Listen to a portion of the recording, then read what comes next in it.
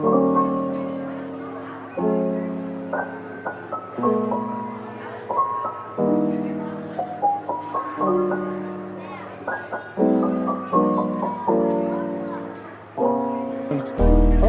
guys, to another episode of Hostile Therapy. This ain't the live show. This is an episode where I'm interviewing some funny cats that are going to tour across America out here, North America, that is. We got somebody who I think, due to his name, I have to ask if he's from South America or from North America. First, I'm introducing Cordero Nomar Wilson. I'm sorry I can't roll my R's. Hey, listen. Your name. So listen, I'm from North Carolina. Legally. I am legally born and raised, to my knowledge at least. Whoa. That's how the green card got to come out. Y'all got to see a card before we do anything. No. We're just going to edit your part out. If you are if you could just a black bar, right? Solid, bro. Come on now. Yeah, we got to know. To do this episode. You got it right. Yeah, Cordero Wilson. I good friend of my buddy here below me, who's also on this tour. Both North Carolina comedians. I'm now based in New York, but I mean I go to East Coast and up and down all the time that I can. So yeah, I'm excited to be here, man. I'm excited. Will's hit me up last minute, like late night. He's like, yo, you got to get on this. I'm like, all right. I got you. Way to make that important. Thank you. Yeah. With that late text, he's like, "Yo, you want to get on this?" I'm not gonna pretend that I'm super on top of things, but I know my dude doesn't look at the group chat, so I'm like, okay, I gotta reach out. He's right. I'm not gonna pretend. I'm not gonna pretend I'm on top of everything. He's right. Yeah. Listen, the feds be watching them group chats, man. Like I told you, I gotta be ducking. Yeah. Listen, ICE, all of them, they coming for me. They coming for me. Yo, what time did he send you that text? it was in the PM. Sometime it was like 10 or 11. 10 or 11. It was sometime hours before we we talked about this. Will it was before booty call hour. That's right. He was not busy. Yeah.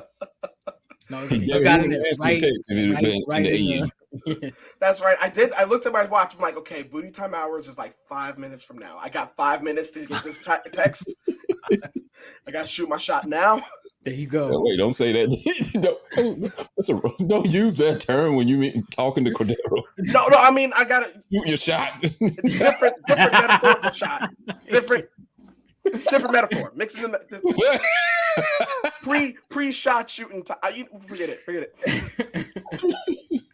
Put the cap on that shot, man. Yeah, man. What you drinking right now, Will? What's going on? Okay. Next up, I'm gonna introduce the guy who seems to be in charge of this tour, this comedy tour, Wills Maxwell. Welcome to the show as well. I appreciate you, man. Thanks so much for having us. No problem, man. No problem. It's a pleasure to have you guys on here. I love having people that deal with comedy. I love comedy. Comedy is my favorite genre. I often view most other genres as comedy when I'm talking about when it comes to movies. When I look at drama, I look at it as a comedy. When I look at horror movies, I look at it as a comedy. When I look at any movie, there's any movie out there, I'll look at it as a comedy. I found 300 to be the most hilarious movie, and people got hyped up. I laughed at it. I thought Notebook was funny. I thought Love and Basketball was funny at the end. Are you allowed to say that? Are you allowed to say you found Love and Basketball funny? Well, I've gotten hit a lot of times by women when I said that, because I always thought it was so unfair that she said, "I'll play for your heart," and she lost, and she still went home with him. I'm like, no, fuck no, you lost. We gotta honor the rules of the. Why are we playing? Yeah. Why are we? And you don't make no bet like that. I'm serious when it comes to that. If I take a girl to go play basketball, I'm blocking her shot. I don't care. You gotta win. No, you gotta earn. You gotta earn it. Yeah, that's right. You gotta earn it. I probably won't win nothing later on, but I won in the moment. That's like he got game. Jesus wins the game and then still goes to the school his dad wants him to. Why do we make stakes? You beat Denzel, you get to go to whatever school you want. Those are the terms. Right.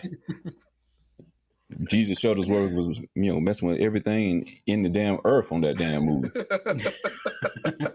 Even Denzel even got him a piece for them 2 days he was out. I just heard this recently that he was supposed to Denzel was supposed to get 0 points in that game, and Denzel wasn't gonna have it. Denzel was like, no, we're gonna. He was just like, he wasn't following like the choreography, the shots, nothing. He was just like, no, I'm gonna hoop. Yeah, you gotta make it interesting. You can't make it real. Be a landslide with Jesus. Come on. Yeah, I mean, what would make sense for someone who's been in prison all these years, it doesn't play a lick of basketball, who's old, to not get any points versus someone who's going to be a number 1 pick in the NBA? It wouldn't make any sense. He understood the flaw in the writing and was like, no, You see, I would be that type of critiquer, like, this don't make any sense. You see, he had those old Dr. J knee pads on. Oh yeah, he might as well have the Stone Cold Steve Austin braces on to play Ray Allen, Jesus Shuttlesworth. This ain't real. It's like, y'all will have to ice me down after this, but I will get a bucket. All right, guys, let's get into it. So, okay. Cordero, I'm gonna come to you first. Now, what made you get into the comedy game? What was your inspiration to make you get into the comedy? Oh man, I had a bunch. Honestly, family. I had my whole family was into comedy. Growing up, like spent a lot of time with my grandmother. She was a big Richard Pryor, Bill Cosby, Eddie Murphy fan. I would watch the movies. And I really didn't know that they were also stand-ups. I just knew that they were really funny in movies. Mm-hmm. Then I got a little older, started watching The Secret Stash on Comedy Central. And then I would see like an Eddie Murphy saying the wildest shit I've ever heard in my life. And I was like, why is Mushu cursing at me right now? And I was just like upset, and it would roll on. You'd see Pryor specials, you see George Carlin's, and all the guys, and I just liked it. Like I was always a fan. Then in high school, I got heavy into like theater, and a big thing about that was like doing monologues and stuff. And mine always happened to be funny. I didn't really realize it, but I was kind of doing like sets. I didn't understand it, but I was just like kind of doing that, and then. Yeah, I kept rolling with it, kept writing stuff, and then found Dead Crow Comedy Room in Wilmington, North Carolina when I was about 20, and started meeting people like Wills and everybody, and then rest is history. I just couldn't stop doing it. Like I just had to keep trying, scratching that itch, I guess. Yeah. Okay. Yeah. Same question for you, Wills. What was your inspiration to get into comedy? Yeah, pretty similar. Just like watching TV with my family. I loved late night shows. So like, I'd stay up, try to watch like the open and monologue on like Letterman and stuff. Every weekend we'd watch Showtime at the Apollo, and that was my favorite part. I mean, it's fun when the comics do great. Like those are the people I remember, like, like Bobby Rush hosted that. And like, that was like the first time I saw like Lonnie Love and Sherry Shepherd, like they like came out and won. So I remember them for winning, but also that was a fun show to see comics do bad on. Cause that was, if the audience didn't like that first joke, I remember that. Savion Glover, Sandman, whoever, they were going to get danced off stage, like they're going to get the womp womp, and I loved every part of that. But like as a kid, I would see that and I'd be like, yeah, that's me. That's who I am. I'm that person. I'm the person that gets on stage and says crazy stuff. But at the same time, as a kid, I felt like that was a bad thing to want to be, especially when my parents are like, you're gonna be a journalist, or you're gonna be a writer. You're gonna do like my parents wanted me to do something smart, and I'm still trying to convince them that I'm a philosopher. I'm a modern day, still trying to convince. I say every battle. That's never gonna stop for you. Yeah. Even after you make it, you have to make more money than them for them to change their mind. Oh yeah, no, they don't even need a house. I'm gonna buy them a house. It's gonna be the game. It's like, look, it's like we have a house already. Well, I bought you a house. Jokes bought this house. I'm smart. Well, that's an interesting segue to my next question for both of you guys. So we've all experienced it. You know, we've had the good runs when we've done a set. Tell us, what is your worst set? You know, when you bomb the worst? I'll come to you first, Wills, on that. What was your worst bombing set, and how did that make you feel? I got it was my first time doing this one room out here in Wilmington. And I didn't know that I was coming to host. Like I was a last minute replacement.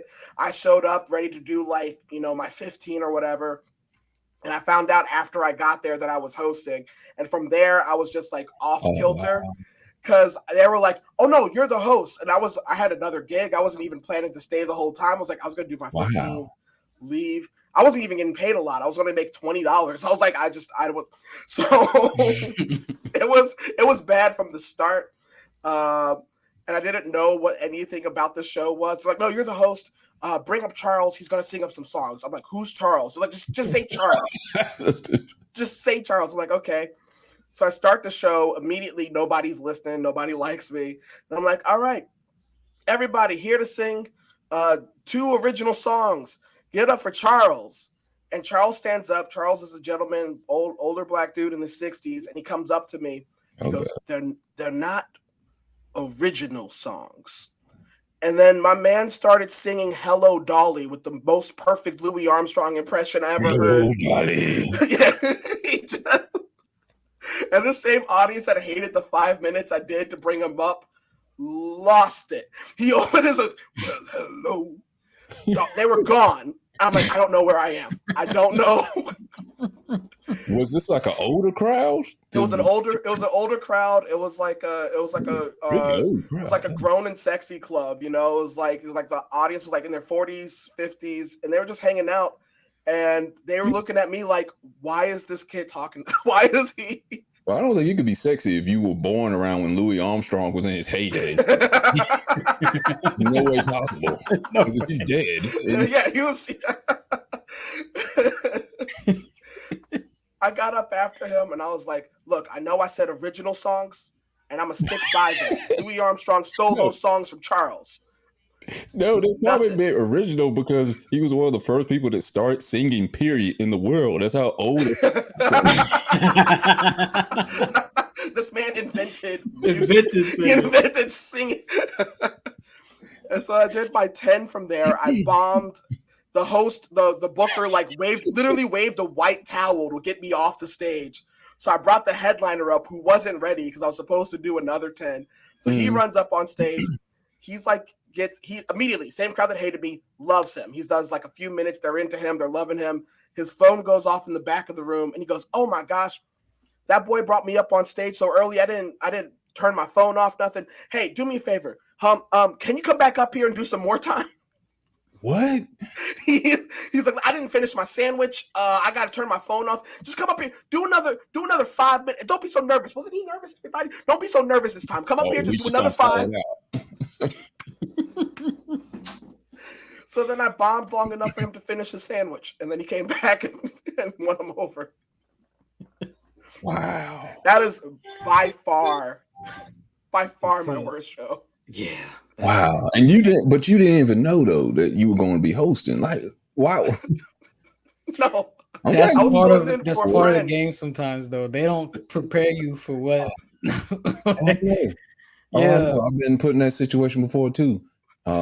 And I may tell about mine later. I don't know. I haven't gone through enough therapy to. Please do. Honestly, yeah, we share it, man. Come on, this is. I'll tell a small story and then I'll let you go there. I went to a comedy show and it wasn't like a regular stand-up show. They tried to be really different. They tried to reinvent the wheel and everything. If I had knew what it was going to be, I didn't prepare for it. Much like you will. If I knew what it was going to be, maybe I would have been better prepared for it. They were doing comedy. You had to do a set based off of a word in a bucket that they give you. Like if the word was eggs, you had to do a set off of eggs. Like a 3-minute set. Yeah. Because I came there, had my own sets ready, And it was like, oh, we're going to do something a little different today. Today, we're going to draw from a box. And from whatever word you pick up, that's going to be your set. Ooh, would you like to see that, guys? Yeah, we love to see that. I'm like, they ran it by the audience before they ran it by you. No one told me this. And it has to be 3 minutes too. But no, to my point, no one did great. Everyone bombed on that. Oh, you sure. know, if I was doing like, I don't know, improvising something with an egg and making a scene with an egg, I could have done that. But I couldn't do a whole set that would actually made sense. I didn't know what to say. I bombed horribly. I felt horrible, and I didn't want to come back after that until people forgot what I looked like. But the good part is everyone did. See, that's got to feel good. Like, it feels good when you bomb and then everyone else bombs, because you're like, it's just the show. It's this audience, whatever. Like, it feels, at least you weren't alone on that surprise show. But I kind of felt bad about it, because I was like, man, I hope everyone spell arms, because I'm going to look so horrible if I'm the only one that did sorry on this. Yeah. But I did. I'll be honest, I did. I've been on shows where I'm going on late and everyone's bombing, but I'm still delusional. Like, I'm watching person after person bomb. And even if I'm watching it in my head, I'm still like, I'm going to get them, though. Like, nothing scares me before the show. I'm just like, I'll still do all right. And then I'll get surprised, like, oh, this show sucked. Right. And I've done that where I was like, oh, okay. If everyone else did bad, then there's nothing to lose. I have nothing to lose. Right. That's sometimes those Hail Mary sets where you're just like, you know what? I'm just throwing it. I don't care. Like, I'm just lobbing it. I don't care. This was an unwinnable game. I'm doing whatever. Like, I'm getting garbage minutes. Like, we're already down 20. On the way down. Somebody's going. All right, Daryl, you tell us, man, when or how did your set go when you bombed the worst? How did you feel after that happened? So I'll set it up how I felt. So basically, a good part of starting out in comedy, or just until whatever level you're at in it, doing like private gigs is a thing. Sometimes you'll be asked, or sometimes you'll put yourself out there, and they'll want you to do something. The club owner of Dead Crow, Timmy Sherrill, good guy, great guy, love him. He threw me like hey, there's a guy who wants to do a show. It's like a corporate event. Like, I need you to, like, he made it seem like he wanted me to host. So I was like, all right, cool. Like, I got with the contact with the guy, and he was a contractor. He's a boss for a contracting firm. So I'm like, corporate set, got you. And that's another thing you got to do is like, the thing about, Black Power Rangers tour is we're talking about like everything we feel about the Black experience, but sometimes in the industry you gotta like switch it up. So I'm like, listen, I know to hold some motherfuckers around these people. Right. This is a suit and tie. Let me, So I get the dress and I try to get there, but like I was assuming it was gonna be like an actual building, but I kept going down like my second dirt road, and I'm like, okay, this is not like Timmy set me up. I'm here to die. Like, they're gonna here to kill me. I get there. It is a party, but it's like a redneck party behind the back. I get there, they have a bonfire, and someone starts it with a shotgun. I'll never forget it. Big bonfire, guy just comes over, 12 gauge, shoots it, big fire. I'm like, I'm not only am I gonna bomb, I'm probably not gonna make it out here. Yeah. This laughter started. I'm done. And it turns out there's no like. I thought maybe I was hosting and then maybe doing some sets, or they had some stuff. It was just me and a fiddler. Oh, come on, brother! I would have ran. There was a fiddle too. Get out of here. There's a guy who's a famous. He left the room. He had to leave the room. That's what you should have done. You should have. Oh my. I should have. It was me and a famous and a good guy. I still have him on Instagram. We chatted very well afterwards. He was actually the one friend I had that whole night. I still follow him. I'll shout him out at some point. I gotta find somebody there tap dancing too. He was a fiddler. There's a Mandingo fight on the side. Was his name Fiddler by chance too? The fiddler. Oh God. Okay. Go ahead. Bonfire and shotgun. And I just like that headspace of like nothing in my arsenal of jokes was prepared for this. Like, it's one thing to like go outside your audience. It's smart to do Yeah. that, but I was like, Yeah. I wasn't ready for that. Like, I didn't bring any bug spray. I didn't know what was happening. Like, it was just. I do like songs sometimes in my jokes, and I think I like whipped out a Sweet Home Alabama or some shit. Like, I just threw something to relate to these people. They had to love that. Yeah. No, they didn't. Yeah. They did. These are white people. It's like, Yeah, we white can tell people, you're yeah. patronizing us. Oh yeah, no, it's like, hey, reverse racism or something. Yeah, I kind of like powered through it, and the guy, like, I could tell the guy who was running it, he was like the nicest of everybody, and he was drunk, and he was like, hey man, thanks, appreciate it, and this, that. And I got a plate of probably very bland food, I don't remember, and just dipped. Wait. What did? Oh, bland food. Okay. Did Yeah, they bland fix food. it? Yeah. They gave me a plate, but it wasn't memorable. So it's just like, Okay. you know, sometimes you remember a plate, like, because you could have a bad experience and then like the food was. But hit. then they gave me a plate. Like, that's, And they gave me a plate. Yeah, that's a love language. Yeah, I'm No, glad I just had this thing sitting in the passenger seat, and I was like, and I went straight to Dead Crow after that, and I was just like, y'all, I need a drink. I just need to. How long was your set? So I assumed I was gonna be doing like 10, 15 up top, bringing up these little acts thank God. thing. No, they ended up just keep it like they were like, so your head, because at this time I was like doing headlining sets, so it's like you're gonna do your set and then you're just gonna bring up the fiddler, and I'm just like, so no, I get on stage, Uncle Ruckus, the fiddler, right? I think they were so drunk I fooled them into thinking my like 20-ish minutes up there was a full hour.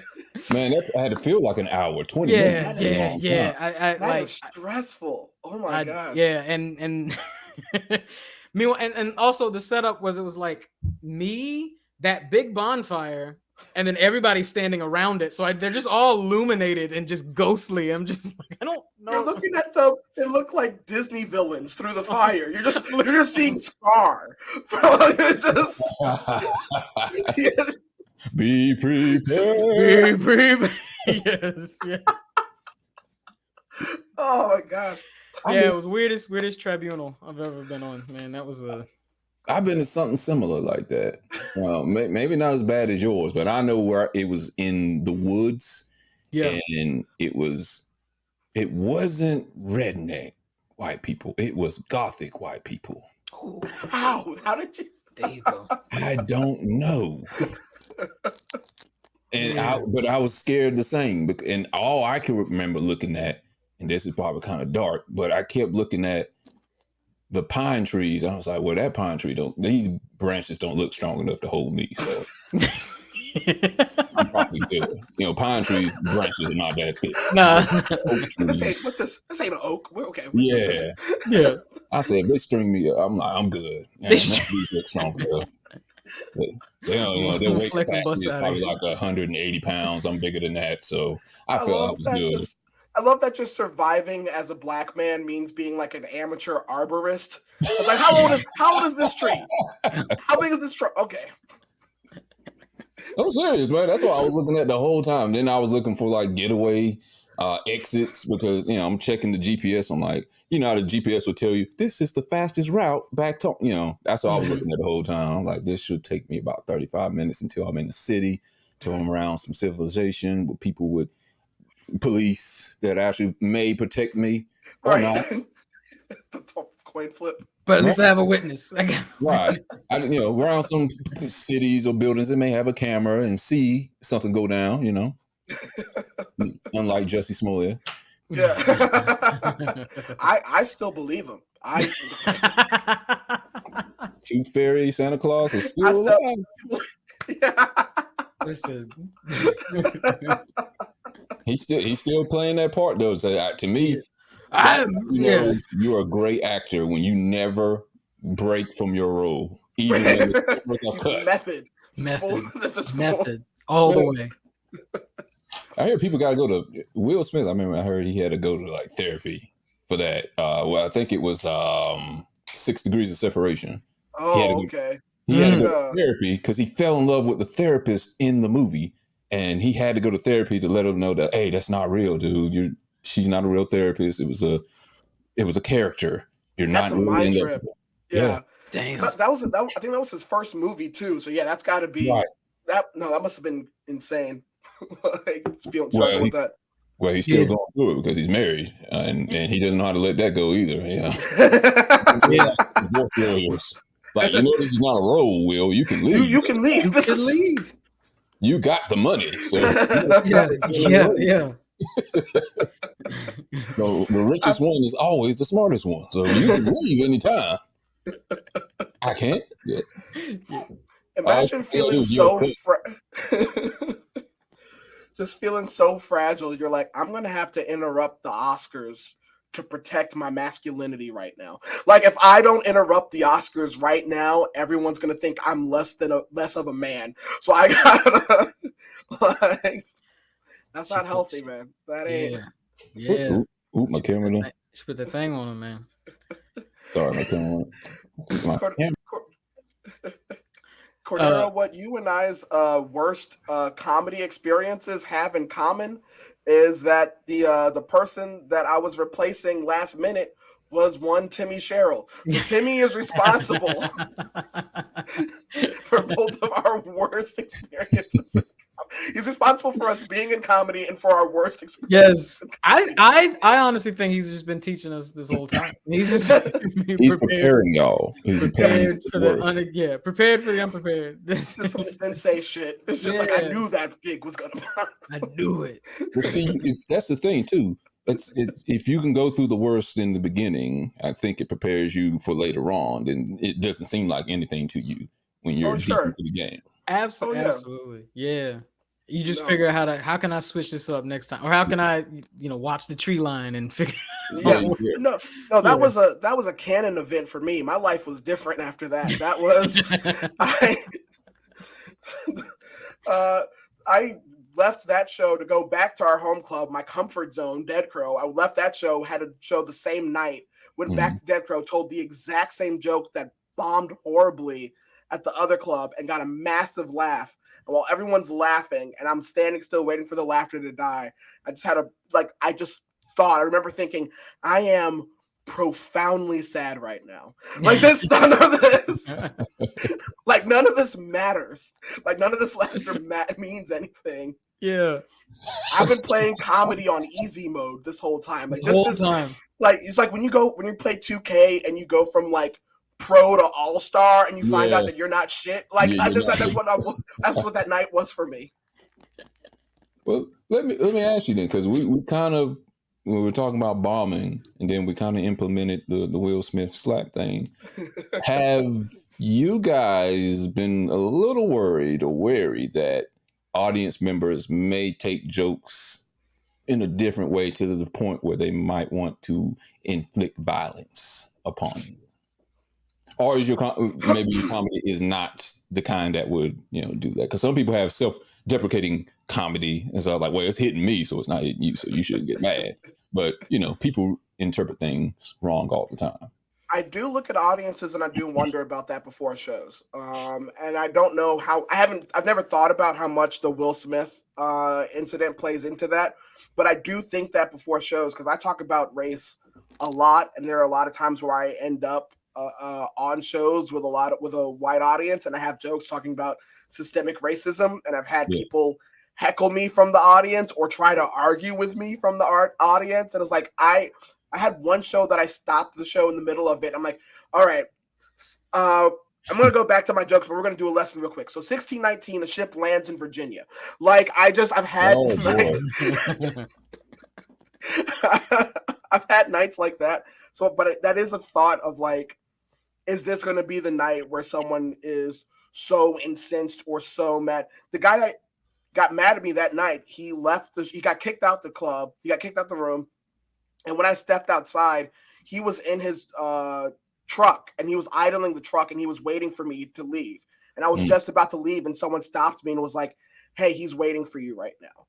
So, and I hung out and I waited for him to leave, and he ended up just neutral dropping and revving his engine as he burned out the parking lot. Like he was, again, fragile, but like Yeah. My engine is better than yours. So right? Yeah. Yeah. You're gonna have to remember that. Yeah, like Yeah. I use 93 octane. Yeah, honestly, I agree with Wills on that. For me, it's the after set thing. It's like, how do people take it after? Like, right.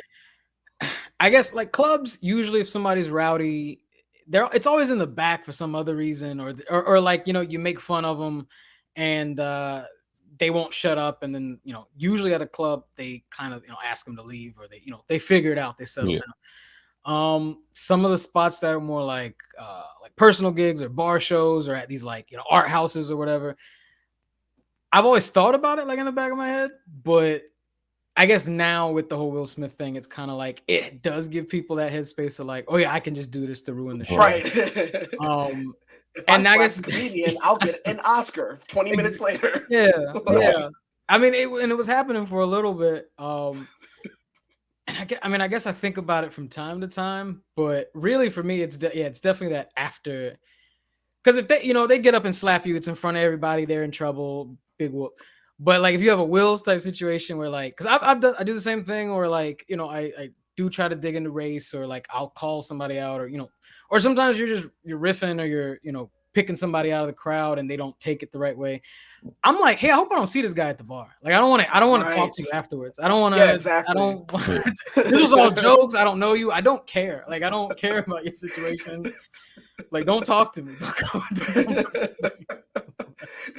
So I get that regardless of telling jokes or not. Just random people want to talk and tell me about their day, and I'm like, I don't know you. Yeah, hey, listen, I'm door greeter. I'm cool. Like go away.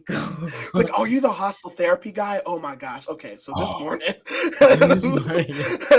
Yeah, I've gotten that before, or I've just gotten groceries to go to the car. I'm like, hey, do you think these type of groceries are good to feed a family for a long term? Like, why are you asking me? Get my groceries out. How long do you think these pancakes will last? What? Why are you? Okay, they think you're their magical Negro. Yeah, it's like, I need this answered now. Oh, thank goodness. That's why I could never. Knowledgeable, be a door greeter. In the face. Yeah. Random people will just ask me questions. It have nothing. I have nothing to do with them. I don't know them from Adam, and they'll keep me. And I have a hard time saying no when people ask me questions, because I'm feeling like, hey, I'm making their day good for at least 5 minutes, but that's like my limit. But I have a hard time turning people away. I do. Right. I have an easier time with homeless people though. Now I do. Yeah? Yeah. Well, I've reached my limit with them. You know, it took me about 20 years, but I've reached my limit. I'm just tired of the stories and no follow through. And now stories be winded. Yeah. Winded. Full of holes though. Full of holes. How'd you end up here? You say you went to Savannah. How'd that happen? What happened? Wait a minute. I was in a drive-through one time with this lady that lives here in Fayetteville, and I've seen her for 20 years. She never remembers my name. She never remembers my face. You know, I'm like Homer Simpson to Monty Burns. She never remembers me ever. And now I was like, well, I'm gonna change my perspective. I'm gonna have fun with it. Right. One time she stopped me at an ATM. Very smart. You know, people getting money. They obviously have money, because why are they going to the ATM? So ask them here. She stopped me at an ATM. She's like, sir, my children, now she looks like she's 60s, and I think she is in the 60s. She's like, sir, my children, they're without heat, you know, electricity and stuff. I'm like, damn, you had late-term pregnancy for real. My children are cold and have no electricity, and they can't read because of the lights, and there's no food, and the food's going bad. But how do you have no food and the food go bad at the same time? I'm like, you just starting off a whole bunch of lies. I'm like, can you please help me? Anything would be great. I was like, yeah, okay. I'll help you pay your electric bill. But first, let's go and we're going to draw up a contract so you can pay me back. She's like, what? Like, no. We're going to draw up a contract so we can set up a payment plan. I'm going to start you off on 3% interest per month, and we're going to get you this money. Well, sir, if you don't want to help me, I'm trying to help you. I'm at the ATM right now. If you can go draw up this contract or have a lawyer sign it, and like, no, you don't want to help me, then fine. I'm like, ma'am, I'm at the ATM right now. I'm trying to help you. I'm your Klarna. I am right here, ready I'm trying to. to. But you know what gets them now? And this only works, well, it depends on if you feel guilty about my grandparents have been dead for a while. Right. And when they come up to me and they give me the stories now, they're like, oh, my leg hurts and I ain't been to work in 5 years and I got the gout and I got heart disease and I got aneurysm in my brain. I just tell them, yeah, grandma's dying of cancer. I got to pay for chemo. Right. Oh, and they ain't got nothing else to say that. Yeah, she's dying of chemo. Yeah, I got Well, to go how get much money time right does now. she have left? Like, All right, I got can I hit you up? $5. $5 to contribute to all the chemotherapy payments. So I I can't don't help know. you. Immediately, they usually leave 9 times out of 10. I even had a homeless person try to pay me one time. That's how bad it was for them. I was like, now that's what's up. And I took the money. Wait, hold on. No. Why were they paying you? Because my sad story was so sad. They It was were like, worse than theirs. look, Damn. You need this worse than me. This more than me. you just fleecing homeless people. Yeah. As I drove off in my truck, my SUV. You need this more than me. Yes, I do for gas. Is there? I don't know if it's like this in Fayetteville. Is this in Wilmington? We know everybody's name. Is it like that for y'all? Like Yes. someone, like okay. Yeah. Yeah, because it's the same ones. It's the same ones. You'll see them. I Yeah. was getting food downtown the other day, and like the same dude who's been in Wilmington as long as I've been in Wilmington came up on some tourists and he cornered them while they were eating. And he's like, "Hey, can you?" And someone like shouted from across the street, "Byron, I told you to leave them alone." Like we just know, everybody just knows their name. Byron, go away. We knew one in Fayetteville named Glow, and she was in the paper when she died. They were talking about building, not legitimately, but the community were talking about building a statue for her. That's how much she meant to the community. I'm like, so y'all want to build a statue for her, but y'all had a hard time as getting her food or getting her therapy. Y'all complain about Confederate statues, but you want to build a statue for a drug addict? Come on now.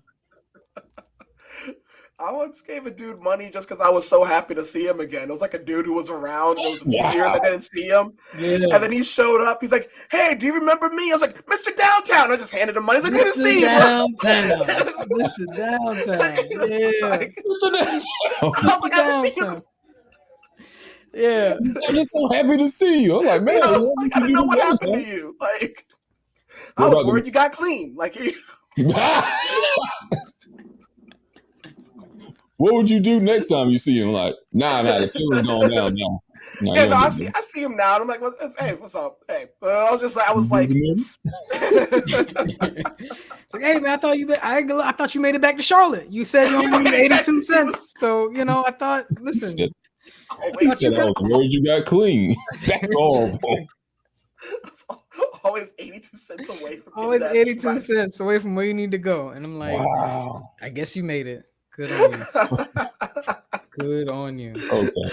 All right. Let me throw this question at you, Cordero. So name me, and it could be male or female. Who are your top 3 comedians of all time?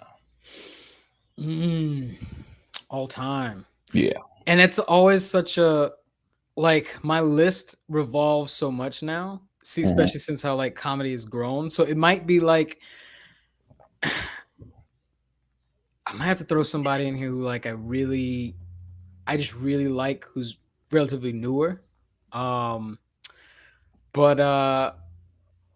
honestly, I do have to go all the way back. My like OG, probably one of my first favorites is George Carlin. George Carlin, very good. Very good. Just the way he like tackled so many things and which is kind of relentless. And his whole specials were all just these like speech thought processes, and that's why he could just put so many out. But yet, even though he was talking about a million different things, it felt professional. Like it just felt like he knew what he was doing the whole step of the way. And I always liked that. Let's see, I'd have to put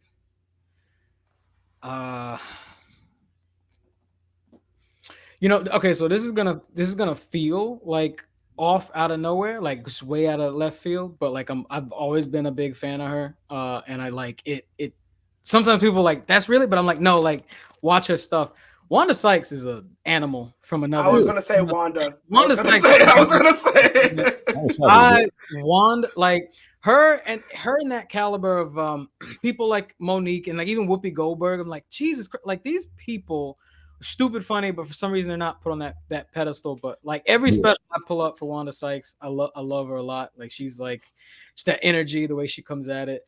And then another one that who, because he had an untimely death, I felt like he never got to get where he wanted to be. Bernie Mac is like Bernie Mac is he's his approach. And I mean, there's so many, like I could name all the greats, the Chappelles and such, but it's like I also take into to like context, like, oh, this person also affected me like personally, or like even affected how I deliver comedy, where it's like, oh, I really like how you did it, like the way you said it and how you did it. So something in those three just kind of like, you know, I rock with heavy.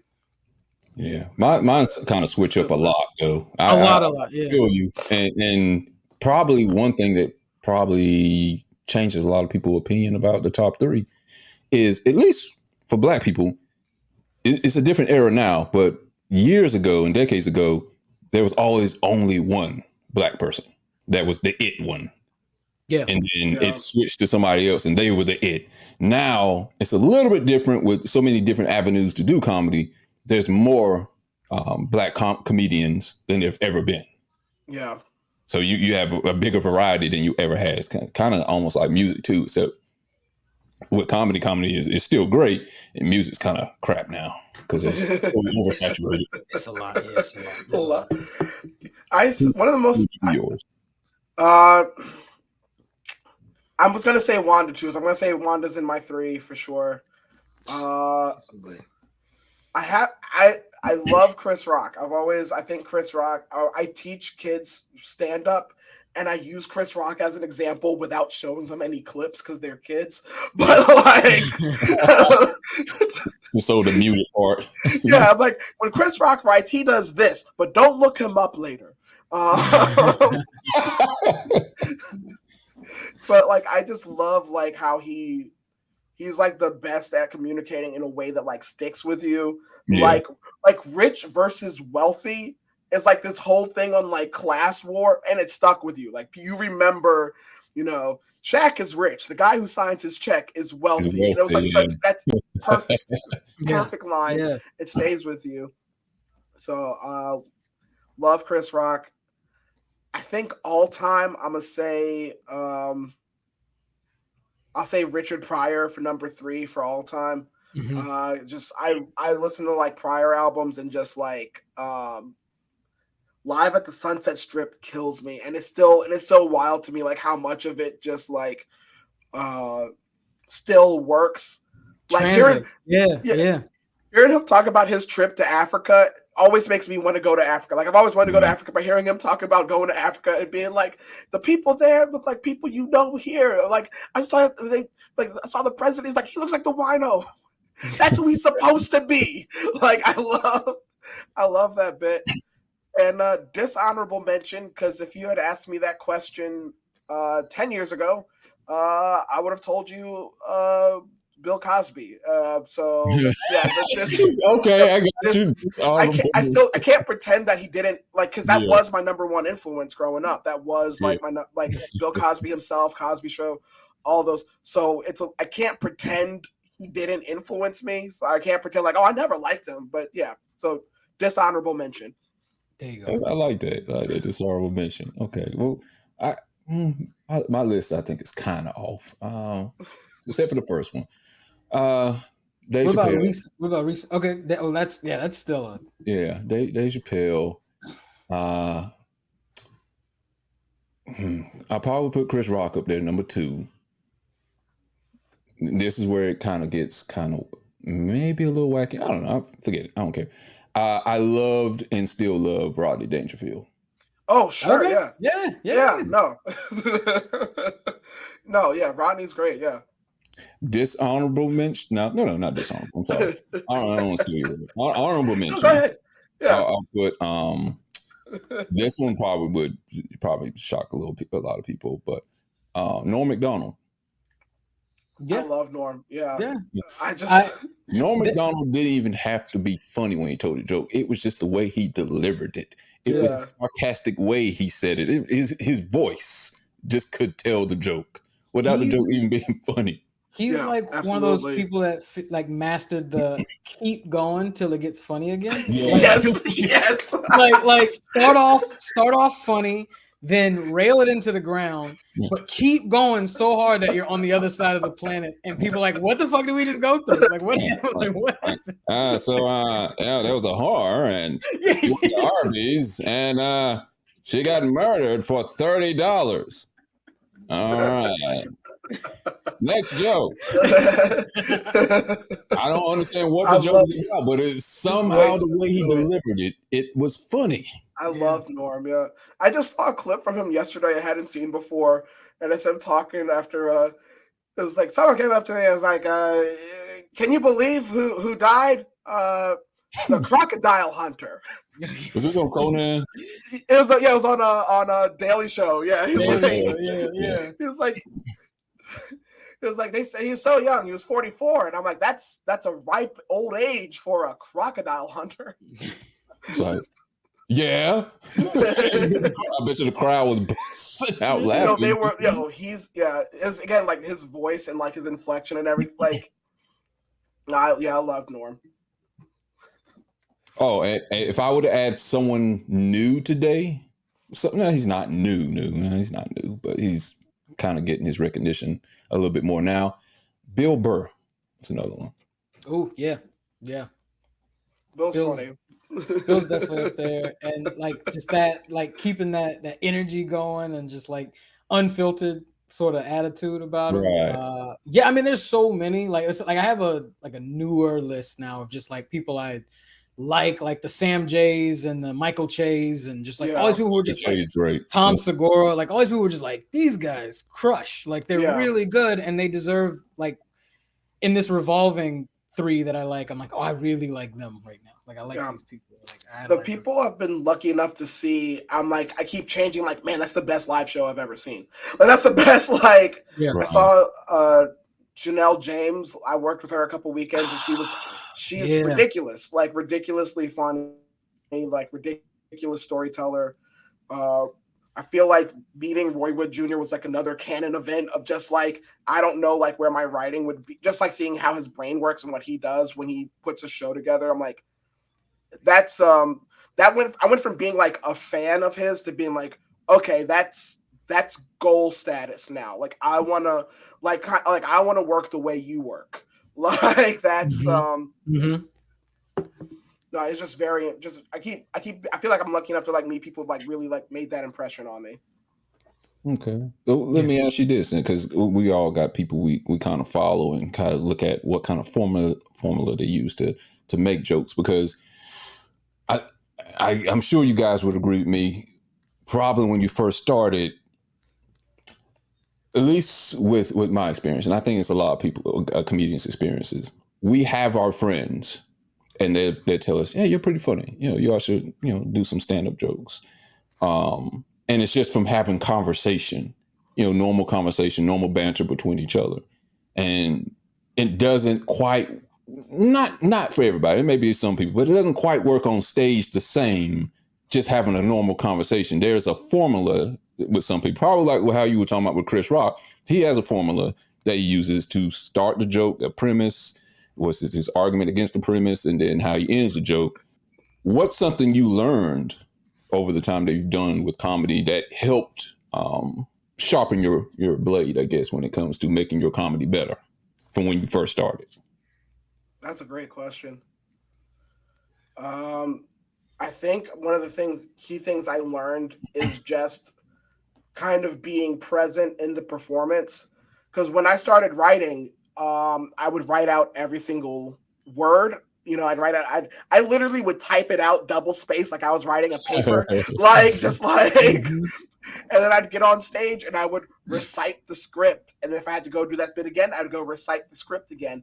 And one of the things I learned over time was, one, just like that's not where that's not how editing happens. If you just go up there and recite and you don't really take in the reaction and pay attention to the room, you're not learning, you're not growing, you're not editing. So I learned how to like be present so I can like kind of take in how that works and how to like leave the script. So that way I can be present, I can be in the room, I can make adjustments on the fly, and I can allow room for something special to happen with this audience, because that's what every audience wants, is to feel like, oh, the one time I saw this show, you know, that's not, I didn't see, you know, them do the same show. Yeah, exactly. Yeah. So I think that was just the thing I had to learn over time, was like, you know, letting the moment be the moment, like letting the performance be its own art besides the writing. So because probably you can probably attest to this, by doing something by the book word for word. If somebody in the crowd maybe throws you off, then that just kind of ruins everything. It's like, oh, now I'm struggling to find my joke again. You threw me off. Yeah, it's like I was on page 3, second paragraph. Give me 1 second. Like, yeah, it's not. And that's just like, you know, it's like when they make support for buildings, they test them to make sure that there's some give in them, because if they're completely still, if they're completely rigid, earthquake happens, storm happens, strong wind, it's going to crumble because there's no room for it to bend and give and have that. If you stay too rigid in your structure, something happens, you're going to crumble. You got to have some room in your set, some room in your performance to kind of be able to move with it and keep standing. Sounds like you're referencing the submarine that sank last week. I told those guys, if you buy, I told them, listen, you gotta riff a bit. You can't. You gotta at least get a Microsoft controller. You can't official. I've been telling people, official Xbox controller. Sorry, don't go with those. You gotta go with a hardcore, rigid Xbox controller. Logitech, come on now. Not Logitech. No, Logitech. Logitech controller. Come on, man. Better off with a Mad Catz controller. What's wrong with you? I'm mad that I know what the Logitech is. I've got a Mad Catz. It's usually within arm's reach of me. But yeah, I got a Mad Catz. You gotta give it up. The first bootleg. Yeah. Shit, they had the first original Xbox controller.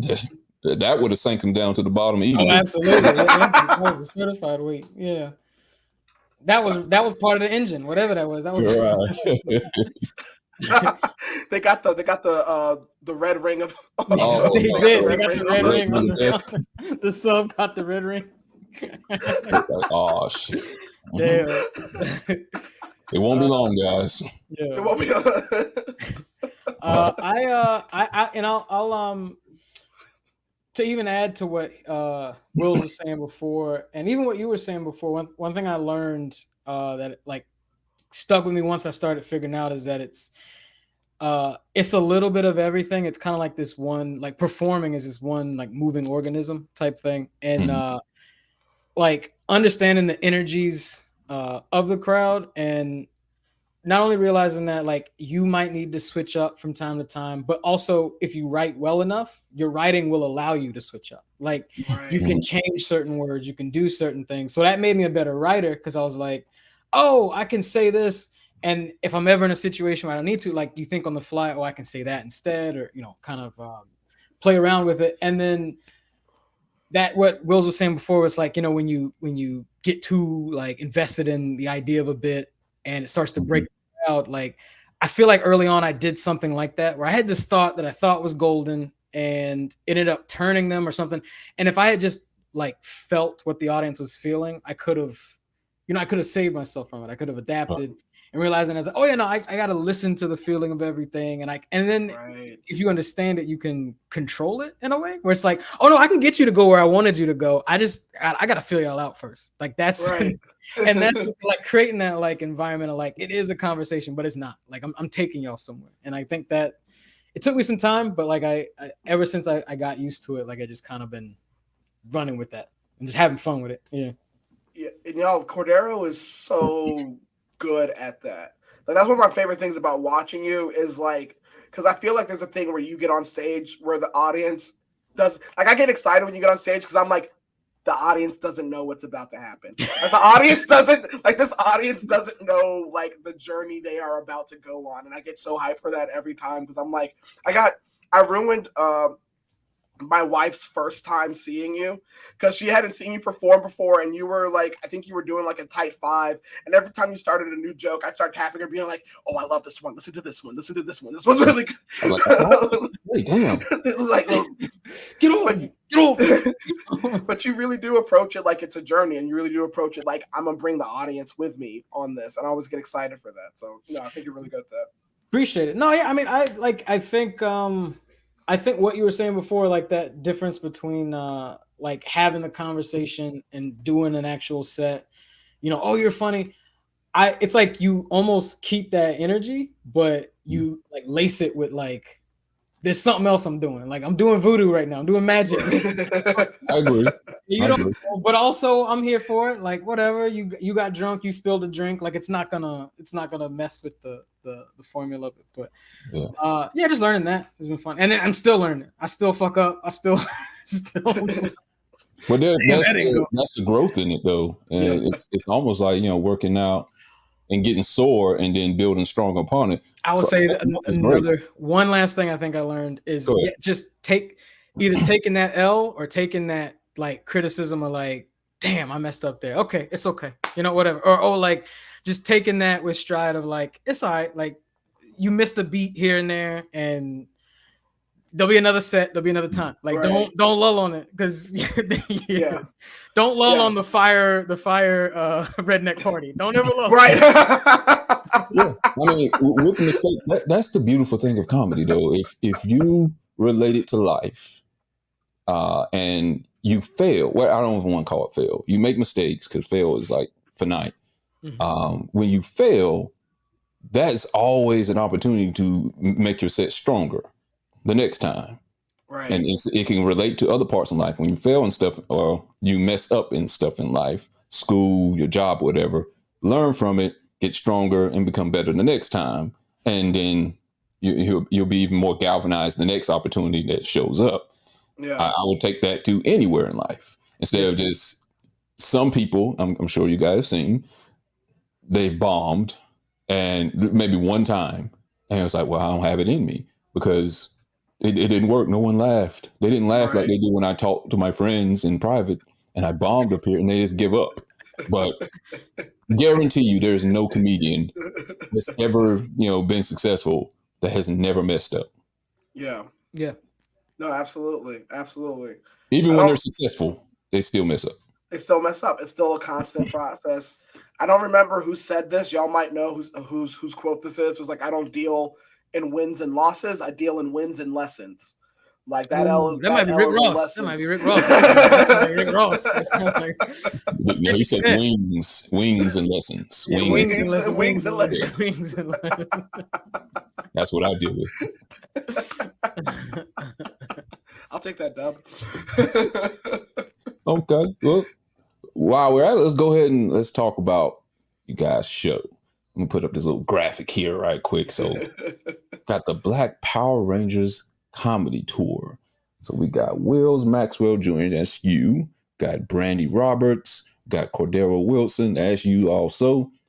Gerard Fortune, Jordan Century. Am I reading it right? It looks like it's Jordan Century and Matt White. Okay, so a couple questions. First, why Black Power Rangers comedy? So I was trying to. The idea of the show came before the name, and the idea just being there's all these black comics in North Carolina and in the South in general that I love, and I never get to work with them enough. So it was already this idea of like, well, if we're gonna produce a show ourselves, then I'm gonna book us, and we're gonna go place to place, and each place we go to, we'll add another black comic on and kind of grow this thing as a network. So I already knew like whatever the tour was going to be, it was going to be black performers, and like kind of really emphasizing that whole thing of like, we're doing it ourselves, we're putting ourselves on, and we're supporting each other. So then I kept playing around with different names for it. Every name I came up with that I liked, a different tour already had. And I kept leaning, I was like coming back to like, what is the tour about? This tour is about Black Power. This is us putting ourselves on, exercising our freedom of speech, and exercising our celebration of like, we're still here. We came up in different scenes. We came up in different circumstances. We faced bonfires with fiddlers, but we're still here. So this is a celebration. And I kept saying Black Power in my head over and over again until one time I said Black Power Rangers. And I was like, well, I love Power Rangers. And also, like, we're all like kind of like, we're like, you know, late 20s to mid 30s. Like, we remember when it was Morphin time. And like, it's kind of like plays on that nostalgia of our group a little of just like, we're similarly aged. We're Black comics. We get to like talk about our experiences being Black people growing up in the South. And the second I came up with that name, I was like, okay, this is it. This is what we're going to be. We're Black Power Rangers. We're going to go town to town and just recruit more Black Power Rangers and just keep this growing. Just keep this growing as a network of Black artists supporting each other and supporting Black-owned businesses wherever we can through this effort. Awesome. That's a good answer. But everyone coming together to form that one big robot. Right.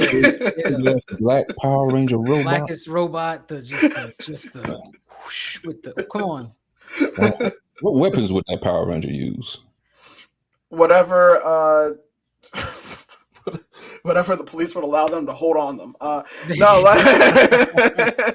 So hands, that's about it. These hands, yeah. Cell phone.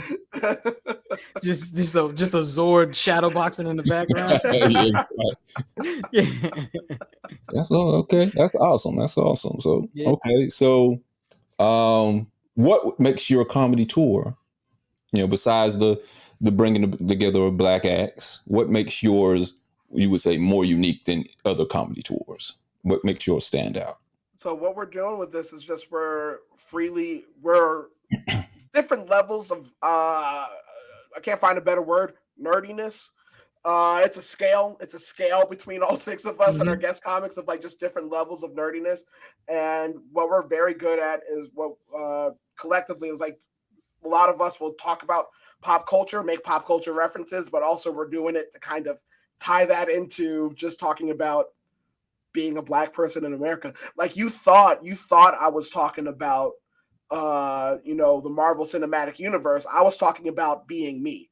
So like we kind of like each of us kind of has a different way and a different gift of like just weaving those things together to make the show unique. And with this lineup we're doing, each show is going to have a different lineup for the most part. Cordero, myself, and Brandy Roberts are the only ones who are doing all 10 shows on the tour.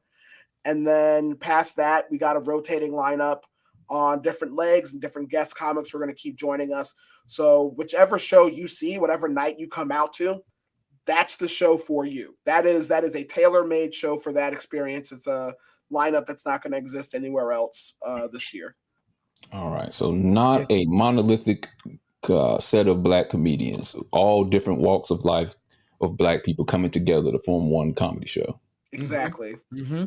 Because we're not that in real life, and we're definitely not that on the stage. Exactly. Yeah. Okay. Yeah. I feel like a lot of times, like if there's a lineup of all white comics, nobody's ever like, oh, well, I'm sure they're the same guy over and over again. I mean, but like people don't make that. They don't assumption. Assume it, but then Like, they're actually surprised that they are the same 9 white guys. So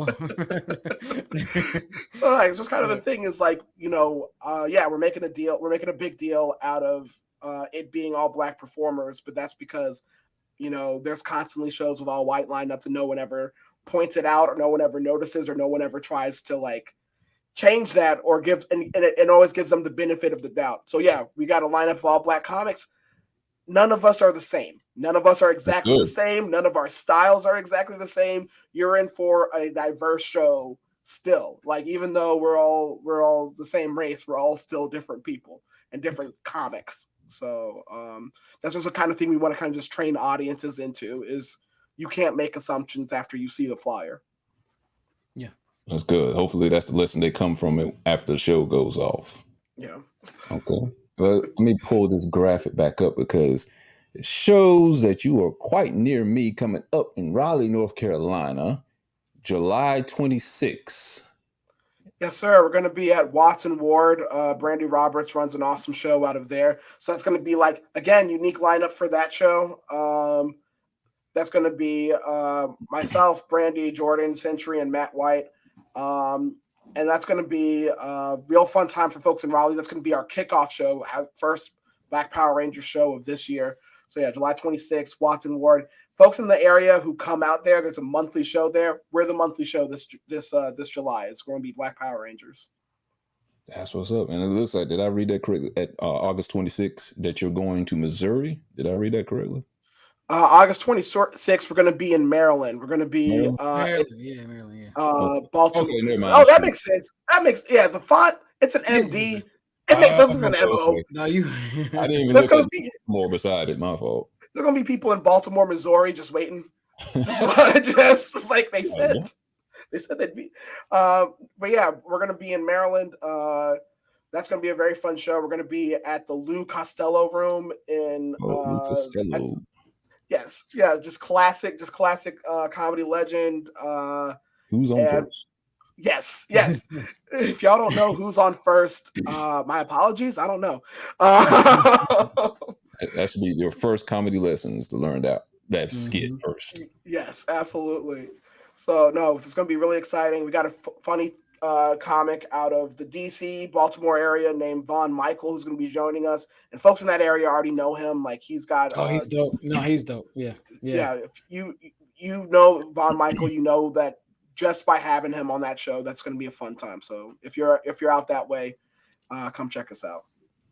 All right, that's what's up. Okay, the Black Power Rangers comedy show tour starting July 26th in Raleigh. Not long for me. Yeah. Tickets are on sale now. If you go to blackpowerrangerscomedy.com, willsmaxwell.com, tickets are on sale right now, and you can find. We're in 10 cities. Find whichever one is closest to you. Do your Google Map search. Get your ticket. Let's get it on your calendar. If the closest show to you is 3 hours away, just save the date. Pull up. Make a road trip. Yeah. Pull up. Come on. You want to see the Megazord, right? Want to see the Megazord? Yeah. Bring your kids out there. Yeah. Mama, where's the Megazord? I've been waiting a whole hour. Any minute, boy. Shut up. Last year, our promo images were like us, like our heads photoshopped onto different Black Power Ranger suits, and people were disappointed that we weren't actually dressed up as Power Rangers. So we don't dress up as Power Rangers. No, this is not. I mean, we might have some merch. Yes, we might have some merch. We got some merch. Yeah. You can dress up like a Power Ranger. We got a Black Power Rangers uniform shirt you can wear. We've got some merch on sale now. Again, you go blackpowerrangerscomedy.com, willsmaxwell.com. We got some amazing shirts and caps featuring artwork from Andy Gordon, who designed our poster art for us. So yeah, we need some spandex merchandise, man. Y'all gotta wear. No, we gonna hit. That's the next goal. We gotta get sponsored by Bandai. You know what I'm saying? Yes. Yeah. I'm out on stage in spandex, a onesie. If anything. I guarantee you they bust out like that. Everyone's not built for spandex. There's not a one size fits all for spandex. I don't care how much it stretches. No secrets with spandex. No secrets. That's what I'm afraid of. That shows everything. All right, guys. We're going to move to our first segment of the day. Wills, if you could, I don't know if you have, could you send, well, I'm going to say what it is first. We're going to do the dream casting segment right now. And I'm going to throw out the scripts of what we're going to do. I'll let you guys pick which ones you want to do and what voice you want to do with it. The dream casting segment is, what if we were to do certain movies? Let's say Denzel did Malcolm X, right? But there was other people that tried out for the role that didn't get the part because they weren't considered the right fit. What if instead we had, I don't know, Woody Harrelson as Malcolm X, and for some reason he didn't fit the bit? I'm not sure. But what if he actually was put in there? We're going to see what it actually looks like if we put another celebrity in that role instead? And a segment we call Dreamcasting.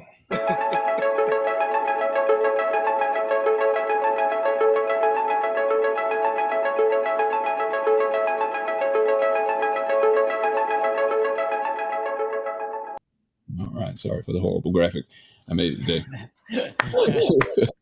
So the first thing, and this is what we're going to do, I'm going to throw them out. Pulp Fiction is one of them. The scene where Jules is interrogating the guy in the room at the very beginning of the movie, trying to get a suitcase. The other one is a classic one from Denzel Washington, Training Day, where, he says, King Kong ain't got shit on me. And then the last one is Empire Strikes Back, when Darth Vader reveals that he is Luke's father. So you guys get to pick, depending on which script you want to pick, maybe you can fight amongst each other, who's going to replace those original characters with your own character that you want to use. And Will's, I don't know if you were able to give him to him. If you want to give him the script, if you want to message in the script. Sure. Let me see if I can. Oh yeah. Let me get this script real quick. Yeah. I didn't know he was doing audition readings. This is dope. Yeah. And here's the thing: you don't have to read it word for word. Okay. You can make it as your own, but just change the person who did the original character. So Samuel Jackson, he's gone. Use who you want to use there. Okay. So you let me know when you got. We'll go with you first, Wills. All right. Yeah, let's do. We got Pulp Fiction, Empire Strikes Back, and Training Day. I'll do Training Day. But if Obama was cast, if Obama was got his actor on, and got that part. Okay, and I'm going to be the casting director, John Athon Andrews. All right, so be careful. All right, I'd like to welcome you. I'm John Athon Andrews. We've looked at several people today, and we want to see how you would do in this role for, what are we doing again? Training Day? Well, I appreciate the opportunity. I got to tell you, I looked it over. It's a little outside my comfort zone, to be honest, but I'm willing to give it a go. You're a little outside my comfort zone too with that African name. You'll never go anywhere, kid. I've got big dreams. Dreams I inherited of my father, and I feel that there is room in this country. There's room in this country for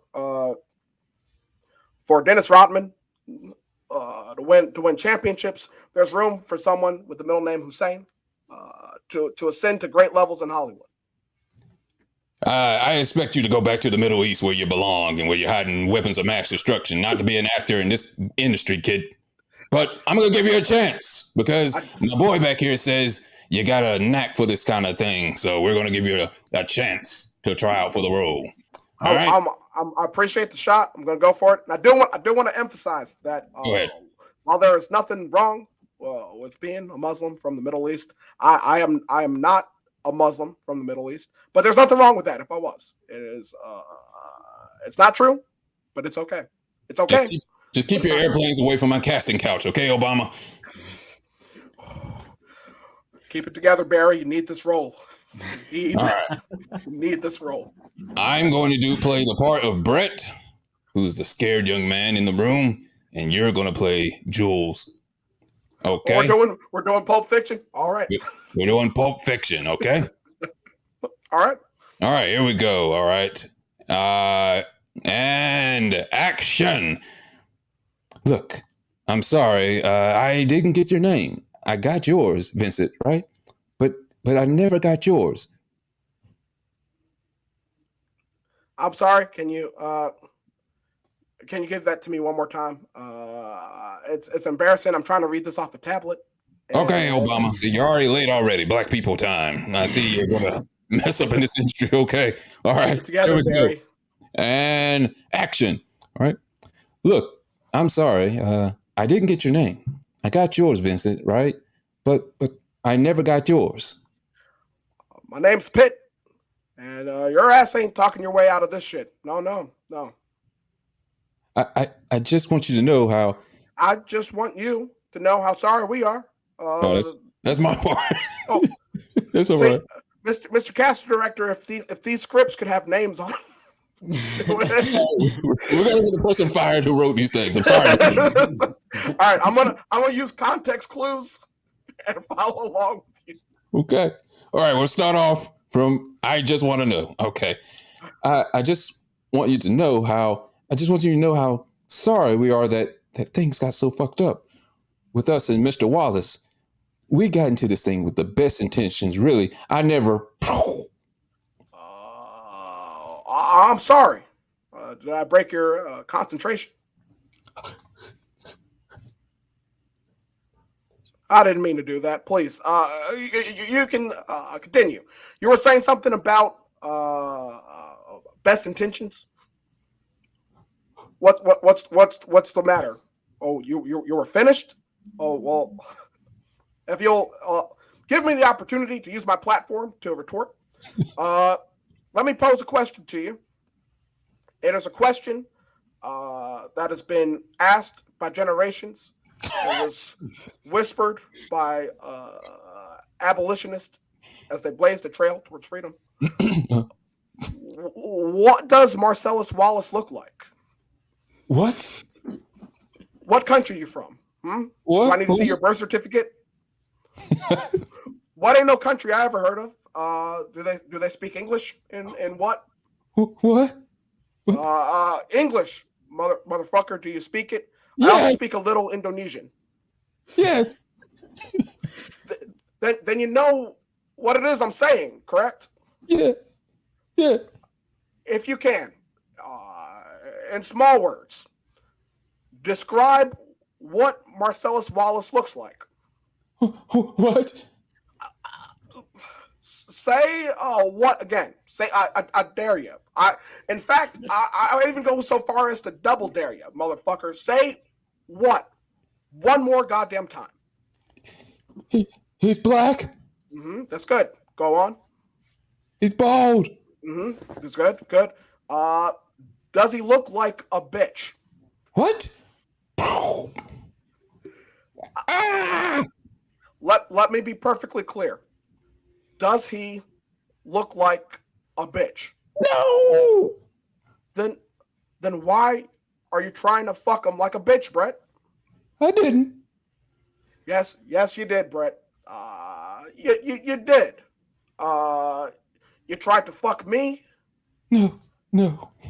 But you see, unlike the state of the judicial and Mitch McConnell, Mr. Marcellus does not like to be fucked by anybody except Mrs. Wallace. Brett, let me ask you a question people keep asking me. Do you read the Bible? Yes. Well, there's this passage I got memorized because people keep asking me if I read the Bible. Sort of fits this occasion. Don't look it up though, but just take my word for it. Ezekiel 25:17. The path of the righteous man is beset on all sides by the iniquities of the selfish and the tyranny of evil men. Blessed is he who, in the name of charity and goodwill, shepherds the weak through the valley of darkness. For he is truly his brother's keeper. That's the name of my initiative. And the finder of lost children. Now, Brett, pay attention here. Let me be perfectly clear. I will strike down upon thee with great vengeance.